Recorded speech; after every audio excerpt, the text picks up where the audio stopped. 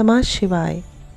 आप सबका आपके अपने चैनल एस्ट्रो डॉक्टर शालिनी बहल में स्वागत, अभिनंदन।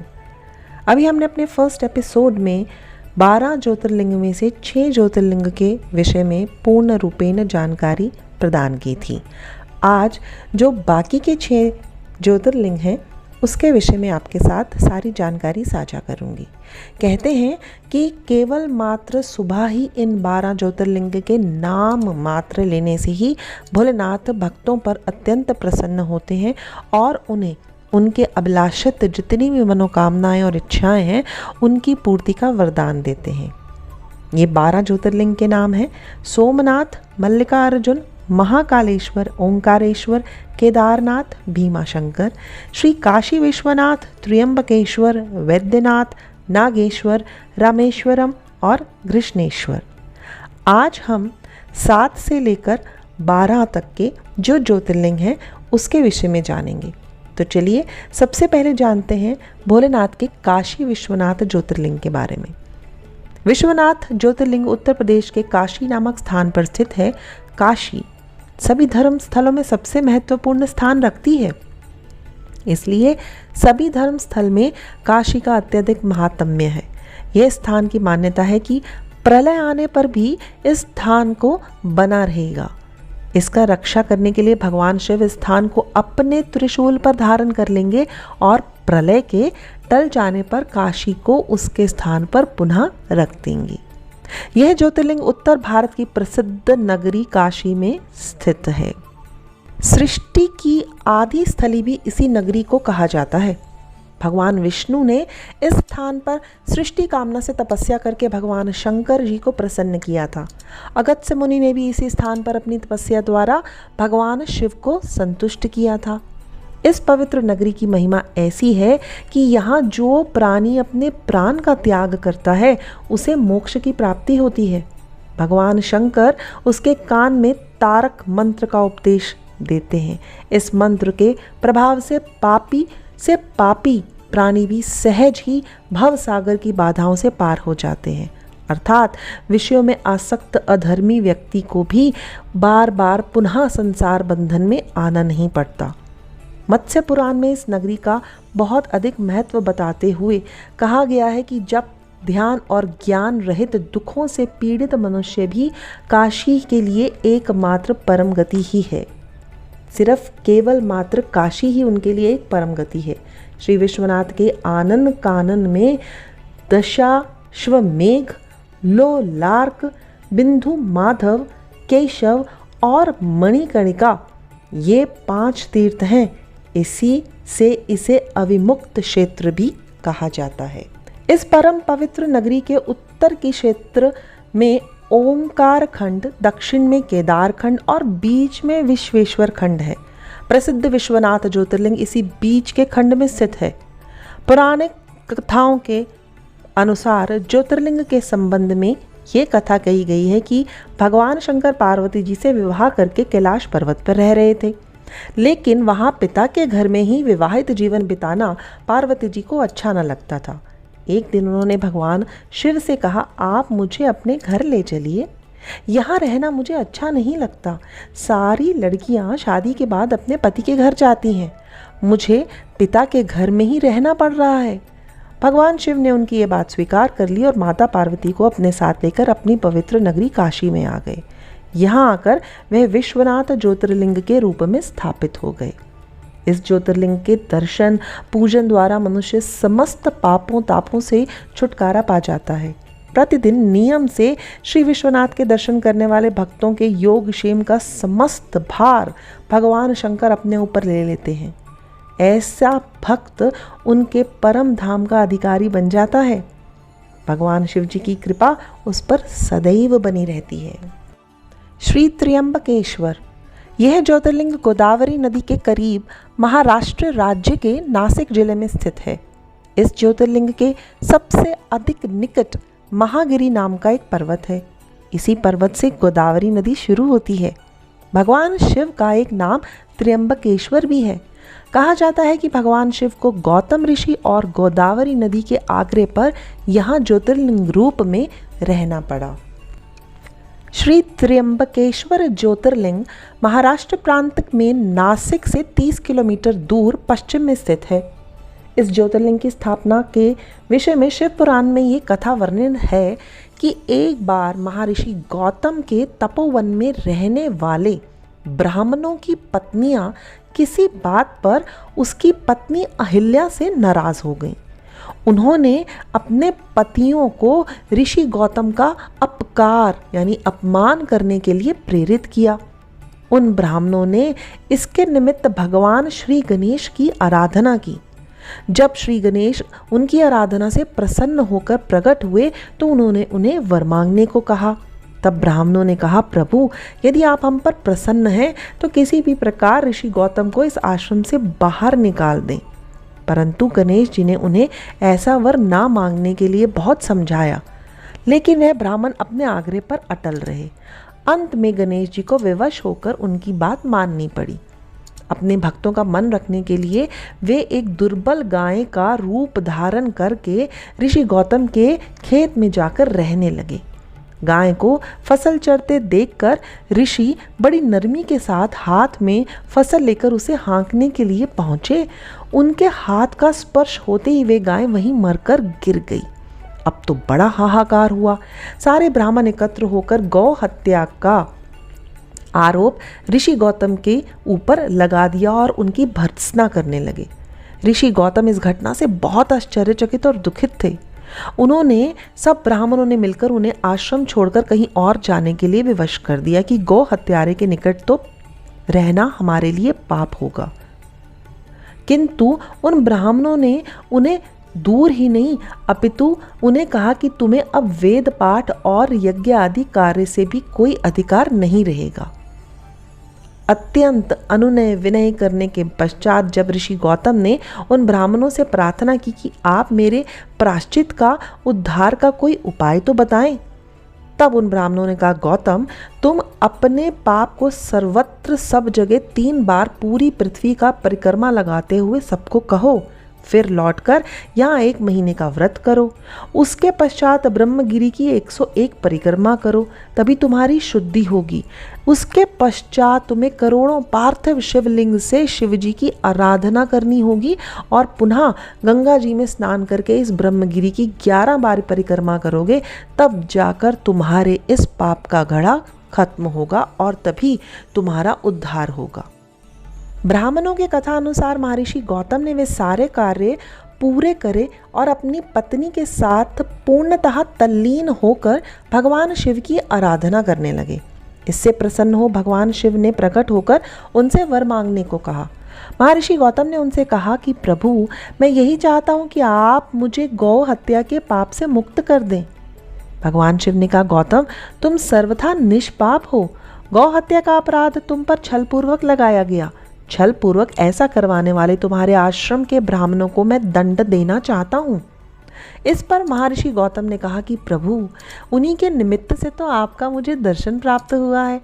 अब उन्हें मेरा परम हित समझकर उन पर आप क्रोध ना करें। बहुत से ऋषियों मुनियों और देवगणों ने वहाँ एकत्र होकर गौतम की इस बात का अनुमोदन करते हुए भगवान शिव से सदा यही निवास करने की प्रार्थना की। वे उनकी बात मानकर अब त्र्यंबकेश्वर ज्योतिर्लिंग के नाम से वहीं पर स्थित हो गए। गौतम जी के द्वारा लाई गई गंगा जी भी वहाँ पर पास में ही गोदावरी के नाम से प्रवाहित होने लगी। यह ज्योतिर्लिंग समस्त पुण्य को प्रदान करने वाला है। इसके निमित्त मात्र दर्शन से ही भगवान भोलेनाथ अत्यंत प्रसन्न हो जाते हैं। श्री वैद्यनाथ शिवलिंग का समस्त ज्योतिर्लिंगों की गणना में 9वां स्थान बताया गया है। भगवान श्री वैद्यनाथ ज्योतिर्लिंग का मंदिर जिस स्थान पर स्थित है उसे वैद्यनाथ धाम कहा जाता है। यह स्थान झारखंड प्रांत पूर्व में बिहार प्रांत के संथाल परगना के दुमका नामक जनपद में पड़ता है। शास्त्र और लोक दोनों में इसकी बड़ी प्रसिद्धि है। इसकी स्थापना के विषय में ये कथा कही जाती है, एक बार राक्षस राज रावण ने हिमालय पर जाकर भगवान शिव का दर्शन प्राप्त करने की बड़ी घोर तपस्या की। उसने वहाँ एक एक करके अपने सिर काटकर शिवलिंग पर चढ़ाना आरंभ कर दिया। इस प्रकार उसने अपने 9 सिर वहां काटकर चढ़ा दिए। जब वह अपना 10वां और अंतिम सिर काटकर चढ़ाने के लिए उद्यत हुआ, तब भगवान शिव अति प्रसन्न और संतुष्ट होकर उसके समक्ष ही प्रकट हो गए। शीश काटने को उद्यत रावण का हाथ पकड़कर उन्होंने उसे ऐसा ना करने के लिए रोक दिया। उसके 9 सिर भी पहले की तरह उन्होंने जोड़ दिए और अत्यंत प्रसन्न होकर उसे वर मांगने के लिए कहा। रावण ने वर के रूप में भगवान शिव से उस शिवलिंग को अपनी राजधानी लंका में ले जाने की अनुमति मांगी। भगवान शिव ने उसे ये वरदान तो दे दिया, लेकिन एक शर्त भी उसके साथ लगा दी। उन्होंने कहा, तुम शिवलिंग ले जा सकते हो, किंतु यदि रास्ते में इसे कहीं रख दोगे तो मैं वहीं अचल हो जाऊंगा और फिर तुम उसे उठा ना सकोगे। रावण इस बात को स्वीकार कर उस शिवलिंग को उठाकर लंका के लिए चल पड़ा। चलते चलते एक जगह मार्ग में उसे लघु शंका करने की आवश्यकता महसूस हुई। वह उस शिवलिंग को एक अहिर के हाथ में थमाकर लघु शंका की निवृत्ति के लिए चल पड़ा। उस अहिर को शिवलिंग का भार बहुत अधिक लगा और उसे संभाला ना संभाल सका। विवश होकर उसने शिवलिंग को वहीं भूमि पर रख दिया। रावण जब लौटकर आया तब उसने बड़ा प्रयत्न करा, परंतु वह शिवलिंग को किसी भी प्रकार से उठा ना सका। अंत में थक कर उस पवित्र शिवलिंग पर अपने अंगूठे का निशान बनाकर उसने उसे वहीं छोड़कर वह लंका को लौट गया। तत्पश्चात ब्रह्मा विष्णु आदि देवताओं ने वहां जाकर उस शिवलिंग का पूजन किया। इस प्रकार यहाँ पर उसकी प्रतिष्ठा करके वह लोग अपने अपने धाम को लौट गए। यही ज्योतिर्लिंग वैद्यनाथ के नाम से जाना जाता है, जिसके ऊपर रावण ने अपने 9 सिर बलिदान किए थे। श्री वैद्यनाथ ज्योतिर्लिंग अनंत फलों को देने वाला है। ये 11 अंगुल ज्योतिर्लिंग है और इसके ऊपर अंगूठे के आकार का एक गड्ढा है। कहा जाता है ये वही निशान है जिसे रावण ने अपने अंगूठे से बनाया था। यहाँ दूर दूर से तीर्थों का जल लाकर चढ़ाने का विधान है। रोग मुक्तियों के लिए इसी ज्योतिर्लिंग की महिमा सबसे अधिक प्रसिद्ध है। पुराणों में बताया गया है कि जो मनुष्य इस ज्योतिर्लिंग का दर्शन करता है उसे अपने समस्त पापों से छुटकारा मिल जाता है। उस पर भगवान शिव की कृपा बनी रहती है। दैहिक, दैविक, भौतिक कष्ट उसके पास भूलकर भी नहीं आते। भगवान शंकर की कृपा से सारी बाधाओं, समस्त रोगों, शोकों का छुटकारा पा जाता है। उसे परम शांतिदेह शिवधाम की प्राप्ति अवश्य होती है। नागेश्वर, यह ज्योतिर्लिंग गुजरात के बाहरी क्षेत्र में द्वारिका स्थान में स्थित है। धर्मशास्त्रों में भगवान शिव नागों के देवता हैं और नागेश्वर का पूर्ण अर्थ नागों का ईश्वर है। भगवान शिव का एक अन्य नाम नागेश्वर भी है। द्वारकापुरी से भी नागेश्वर ज्योतिर्लिंग की दूरी 17 मील की है। इस ज्योतिर्लिंग की महिमा में कहा गया है कि जो व्यक्ति श्रद्धा पूर्वक और विश्वास के साथ यहाँ दर्शन के लिए आता है उसकी सभी मनोकामनाएं अवश्य पूरी होती हैं।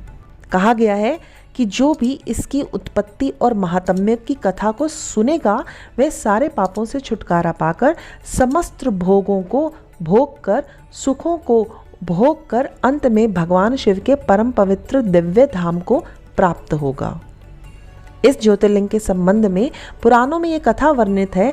सुप्रिय नामक एक बड़ा धर्मात्मा और सदाचारी वैश्य था। वह भगवान शिव का अनन्य भक्त था। वह निरंतर उनकी आराधना, पूजन और ध्यान में तल्लीन रहता था। अपने सारे कार्य वह भगवान शिव को अर्पित करके मन में कार्य किया करता था। मन, वचन, कर्म से वह पूर्णतः शिव अर्चना में ही तल्लीन रहता था। इसकी इस शिव भक्ति से दारुक नामक एक राक्षस बहुत क्रोधित रहता था। उसे भगवान शिव की ये पूजा किसी प्रकार भी अच्छी नहीं लगती थी। वह निरंतर इस बात का प्रयत्न किया करता था कि उस सुप्रिय की पूजा अर्चना में वो किसी भी तरह से विघ्न पहुंचाए। एक बार सुप्रिय नौका पर सवार होकर कहीं जा रहा था। उस दुष्ट राक्षस दारुक ने यह उपयुक्त अवसर देखकर नौका पर आक्रमण कर दिया और उसने नौका में सवार सभी यात्रियों को पकड़कर अपनी राजधानी में ले जाकर कैद कर दिया। सुप्रिय कारागार में भी अपने नित्य नियम के अनुसार भगवान शिव की पूजा आराधना करने लगा। अन्य बंदी यात्रियों को भी वह शिव भक्ति की प्रेरणा दिया करता था। दारुक ने जब अपने सेवकों से सुप्रिय के विषय में ये समाचार सुना तो वह अत्यंत क्रोधित हुआ और उस कारागार में आ पहुंचा। सुप्रिया अपने ही भगवान शिव के चरणों में ध्यान लगाए हुए उनकी अंदर अपनी आंखों में उन्हें बंद किए बिठाए हुए था। उस राक्षस ने उसकी यह मुद्रा देखकर अत्यंत भीषण स्वर में उसे डांटते हुए कहा, अरे दुष्ट वैश्य, तू आंखें बंद करके इस समय यहाँ कौन सा उपद्रव और षड्यंत्र करने की बात सोच रहा है। उसके ये कहने पर ही धर्मात्मा शिव भक्त सुप्रिया की समाधि भंग नहीं हुई। अब तो वह दारुक राक्षस क्रोध से एकदम पागल हो गया। उसने तत्काल अपने अनुचरों को सुप्रिया तथा अन्य सभी बंदियों को मार डालने का आदेश दे दिया। सुप्रिया इस आदेश से जरा भी विचलित और भयभीत नहीं हुआ। वह एकाग्रचित मन से अन्य बंदियों की मुक्ति के लिए भगवान शिव से प्रार्थना करने लगा। उसे यह पूर्ण विश्वास था कि मेरे आराध्य भगवान शिव इस विपत्ति से मुझे अवश्य छुटकारा दिलाएंगे। उसकी प्रार्थना सुनकर भगवान शंकर जी तत्क्षण उस कारागार में से एक ऊंचे स्थान में चमकते हुए सिंहासन पर स्थित होकर ज्योतिर्लिंग के रूप में प्रकट हो गए। उन्होंने इस प्रकार सुप्रिया को दर्शन देकर उसे अपना पाशुपत अस्त्र भी दिया और इस अस्त्र से राक्षस दारुक तथा उसके सहायकों का वध करके सुप्रिया शिवधाम को चला गया। भगवान शिव के आदेश अनुसार इस ज्योतिर्लिंग का नाम नागेश्वर तभी से ही पड़ गया। श्री रामेश्वरम, यह ज्योतिर्लिंग तमिलनाडु राज्य के रामनाथपुरम नामक स्थान में स्थित है। भगवान शिव के 12 ज्योतिर्लिंगों में से एक होने के साथ साथ यह स्थान हिंदुओं के 4 धामों में से एक भी है। इस ज्योतिर्लिंग के विषय में यह मान्यता है कि इसकी स्थापना स्वयं भगवान श्री राम ने की थी। भगवान राम के द्वारा स्थापित होने के कारण इस ज्योतिर्लिंग को भगवान राम का ही नाम रामेश्वरम दे दिया गया। स्कंद पुराण में इसकी महिमा विस्तार से वर्णित है। इसके विषय में ये कथा कही जाती है कि जब भगवान श्री रामचंद्र जी लंका पर चढ़ाई करने के लिए जा रहे थे, तब इसी स्थान पर उन्होंने समुद्र की बालू से शिवलिंग बनाकर उसका पूजन किया था। ऐसा भी कहा जाता है कि इस स्थान पर ठहरकर भगवान राम जल पी रहे थे कि आकाशवाणी हुई कि मेरी पूजा किए बिना ही जल पीते हो। इस वाणी को सुनकर भगवान श्री राम ने बालू से शिवलिंग बनाकर उनकी पूजा की तथा भगवान शिव से रावण पर विजय प्राप्त करने का वरदान मांगा। उन्होंने प्रसन्नता के साथ यह वर भगवान श्री राम को दे दिया। भगवान शिव ने लोक कल्याणार्थ ज्योतिर्लिंग के रूप में यहाँ निवास करने की सबकी प्रार्थना भी स्वीकार कर ली। तभी से ये ज्योतिर्लिंग यहाँ विराजमान है, अर्थात श्री राम के समय से रामेश्वरम विराजमान है। इस ज्योतिर्लिंग के विषय में एक दूसरी कथा ये भी कही जाती है कि जब भगवान श्री राम रावण का वध करके लौट रहे थे, तब उन्होंने अपना पहला पड़ाव समुद्र के उस पार गंधमादन पर्वत पर डाला था। वहाँ बहुत से ऋषि और मुनिगण भगवान श्री राम का दर्शन करने के लिए उनके पास आए थे।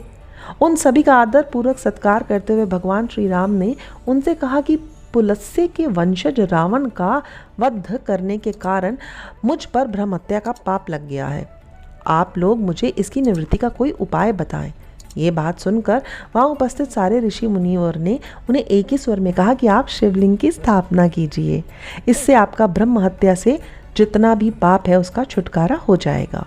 भगवान श्री राम ने उनकी ये बात स्वीकार कर हनुमान जी को कैलाश पर्वत जाकर वहाँ से शिवलिंग लाने का आदेश दिया। हनुमान जी तत्काल ही वहां जा पहुंचे, किंतु उन्हें उस समय वहां भगवान शिव के दर्शन नहीं हुए। अतः वे उनका दर्शन प्राप्त करने के लिए वहीं बैठकर तपस्या करने लगे। कुछ काल पश्चात शिव जी ने दर्शन प्राप्त कर हनुमान जी शिवलिंग लेकर लौटे, किंतु तब तक शुभ मुहूर्त बीत चुका। इसकी आशंका से श्री सीता जी ने वहां पर बालू के द्वारा ही शिवलिंग की स्थापना का कार्य आरंभ करा दिया था। हनुमान जी को यह सब देखकर बहुत दुख हुआ। उन्होंने अपनी व्यथा श्री रामचंद्र जी को सुनाई। भगवान ने पहले ही लिंग स्थापित किए जाने का कारण हनुमान जी को बताते हुए कहा कि यदि तुम चाहो तो इस लिंग को भी यहाँ से उखाड़कर हटा दो। हनुमान जी अत्यंत प्रसन्न होकर उस लिंग को उखाड़ने लगे, किंतु बहुत प्रयत्न करने पर भी वह टस से मस नहीं हुआ। अंत में उन्होंने उस शिवलिंग को अपनी पूंछ में लपेटकर उखाड़ने का प्रयत्न किया, फिर भी वे ज्यों का त्यों ही अडिग रहा। उल्टे हनुमान जी को ही धक्का खाकर कोसों दूर मूर्छित करके गिरा दिया। उनका शरीर से रक्त बहने लगा। ये देखकर सभी लोग अत्यंत व्याकुल हो उठे। माता सीता ने पुत्र से भी प्यारे अपने हनुमान के शरीर पर हाथ फेरते हुए विलाप करने लगी। मूर्छा दूर होने पर हनुमान जी ने भगवान श्री राम को परम ब्रह्म के रूप में सामने देखा। भगवान ने उन्हें शंकर जी की महिमा बताकर उनका प्रबोध कराया। हनुमान जी द्वारा लाए गए लिंग की स्थापना भी वहीं पास में ही करा दी। तो देखें कि ये ज्योतिर्लिंग भगवान श्री राम द्वारा स्थापित है और हनुमान जी द्वारा भी लाया गया है। इसके दर्शन मात्र से ही अनेक पापों से मुक्ति होकर भोग और मोक्ष की प्राप्ति का वरदान भोलेनाथ स्वयं देते हैं। 12वां ज्योतिर्लिंग है कृष्णेश्वर। कृष्णेश्वर महादेव का प्रसिद्ध मंदिर महाराष्ट्र के संभाजी नगर के समीप दौलताबाद के पास स्थित है। इसे घृष्णेश्वर या घुष्मेश्वर के नाम से भी जाना जाता है। दूर दूर से लोग यहाँ दर्शन के लिए आते हैं और आत्मिक शांति प्राप्त करते हैं। भगवान शिव के 12 ज्योतिर्लिंग में से ये अंतिम ज्योतिर्लिंग है। बौद्ध भिक्षुओं द्वारा निर्मित अलोरा की प्रसिद्ध गुफाएं इस मंदिर के समीप स्थित हैं। यहाँ पर श्री एकनाथ जी गुरु व श्री जनार्दन महाराज जी की समाधि भी है। इसे घृष्मेश्वर, कृष्णेश्वर या घृष्णेश्वर के नाम से भी जाना जाता है। इस ज्योतिर्लिंग के विषय में पुराणों में ये कथा वर्णित है कि दक्षिण प्रदेश में देवगिरी पर्वत के निकट सुधर्मा नामक एक अत्यंत तेजस्वी तपोनिष्ठ ब्राह्मण रहता था। उसकी पत्नी का नाम सुदेहा था। दोनों में परस्पर बहुत प्रेम था। किसी कारण कोई कष्ट उन्हें नहीं था, लेकिन उन्हें कोई संतान नहीं थी। ज्योतिष गणना से पता चला कि सुदेहा के गर्भ से संतान उत्पत्ति तो हो ही नहीं सकती। सुदेहा संतान की बहुत इच्छुक थी।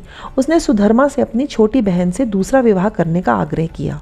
पहले तो सुधर्मा को ये बात जची नहीं, लेकिन अंत में उन्हें अपनी पत्नी की जिद के आगे झुकना ही पड़ा। वे उसके आग्रह टाल नहीं पाए। वे अपनी पत्नी की छोटी बहन घुष्मा को ब्याह कर ले आए। घुष्मा अत्यंत विनीत और सदाचारिणी स्त्री थी। वे भगवान शिव की अनन्य भक्त थी। प्रतिदिन 101 पार्थिव शिवलिंग बनाकर हृदय से सच्ची निष्ठा के साथ उनका पूजन किया करती थी। भगवान शिव जी की कृपा से थोड़े दिन के बाद उसकी गर्भ से अत्यंत सुंदर और स्वस्थ बालक ने जन्म लिया। बच्चे के जन्म से सुदेहा और घुष्मा दोनों ही आनंद का पार नहीं था। दोनों ने बड़े ही आराम से जीवन व्यतीत करना आरंभ कर दिया। लेकिन ना जाने कुछ थोड़े ही समय के बाद सुदेहा के मन में एक कुविचार ने जन्म ले लिया।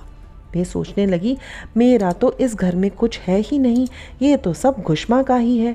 अब तक सुधर्मा के मन में ये कुविचार रूपी अंकुर एक विशाल वृक्ष का रूप धारण कर चुका था। अंततः एक दिन उसने घुष्मा के युवा पुत्र को रात में सोते हुए मार डाला। उसके शव को ले जाकर उसने नदी में फेंक दिया, जिसमें घुष्मा प्रतिदिन पार्थिव शिवलिंग को फेंका करती थी।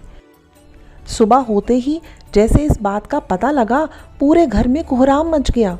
सुधर्मा और उसकी पुत्र वधू दोनों सिर पीट पीट कर रोने लगे, लेकिन घुष्मा नित्य की भांति भगवान शिव की आराधना में तल्लीन थी, जैसे कुछ हुआ ही ना हो। पूजा समाप्त होने के पश्चात वे पार्थिव शिवलिंग को तालाब में छोड़ने के लिए चल पड़ी।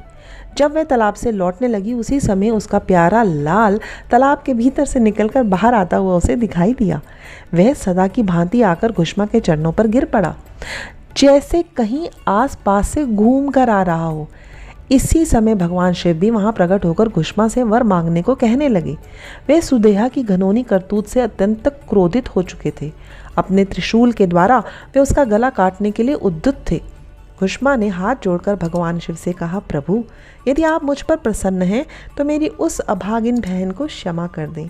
निश्चित ही उसके अत्यंत जघन्य पाप किया है, किंतु आपकी दया से मुझे मेरा पुत्र वापस मिल गया और मुझे आपके भी दर्शन हो गए। अब आप कृपा कर उसे क्षमा करें प्रभु। मेरी ये प्रार्थना है कि लोक कल्याण के लिए आप इस स्थान पर सर्वदा के लिए निवास करें। भगवान शिव ने उसकी ये सारी बातें स्वीकार कर लीं। ज्योतिर्लिंग के रूप में प्रकट होकर वे वहीं निवास करने लगे। सती शिव भक्त घुष्मा के आराध्य होने के कारण यह घुष्मेश्वर महादेव के नाम से शिवलिंग विख्यात हो गया। घुष्मेश्वर शिवलिंग ज्योतिर्लिंग की महिमा पुराणों में बहुत विस्तार से वर्णित की हुई है। इनका दर्शन लोक परलोक दोनों के लिए अमोघ फलदायी है। इस तरह हमने भगवान भोलेनाथ के 12 ज्योतिर्लिंग के बारे में, उनकी कथा विशेष वर्णन के बारे में जाना और जाना कि किस तरह पुराने हमारे जितने भी ऋषि मुनि थे उन्होंने आज के लोगों के जनहित के लिए, उपकार करने के लिए भगवान भोलेनाथ के ज्योतिर्लिंग की स्थापना स्वयं भोलेनाथ के द्वारा ही कराई है। मेरी तो भगवान से करबद्ध यही प्रार्थना है कि जो भी इस ज्योतिर्लिंग के विषय में सुनता है, जानता है और भगवान के इन ज्योतिर्लिंगों का दर्शन करता है, उन सभी को अभूतपूर्ण सुख और भोग को देते हुए प्रभु उन्हें मोक्ष की प्राप्ति का वरदान दें। भगवान भोलेनाथ संग माँ पार्वती हम सबका कल्याण करें। आप सभी का हृदय से इस सभी ज्योतिर्लिंग के विषय में जानने के लिए मेरा प्राण भरा नमस्कार, प्रणाम।